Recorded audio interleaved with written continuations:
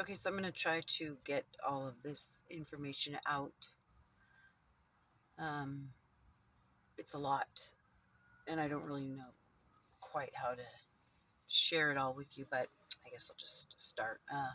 In 2020, a social worker showed up. She spoke very little English, and she had an extremely heavy accent. And she asked how my husband's business was going, um, how our kids were, and how I was. And we said fine, and that was it. Um, then she came again and she said that I needed to have an assessment. And, or no, I'm sorry, she said I need just talk to somebody, just talk to somebody.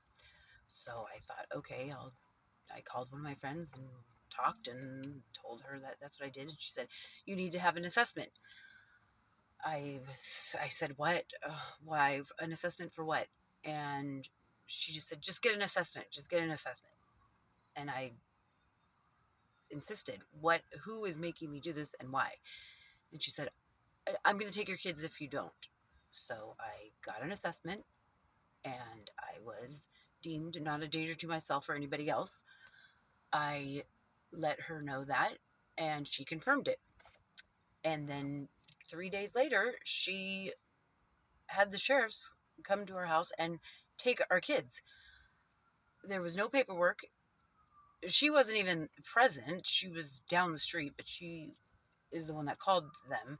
And they took the kids and they didn't leave us any paperwork. And we kept asking, where is the paperwork that authorizes this? And they just said, oh, we're working on it. And finally, the last deputy that left said, I'll make sure she gives you the paperwork.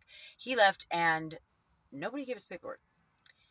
I got a text message saying, or it had a phone number and a date, and it said, that's court. That was it. That was our notice. And there was no explanation. And the kids were, I mean, they just took them down to my mom's, who was 2 houses away. So it wasn't as traumatic as it could have been for the kids, but they still took them without paperwork, without cause, without anything. Um,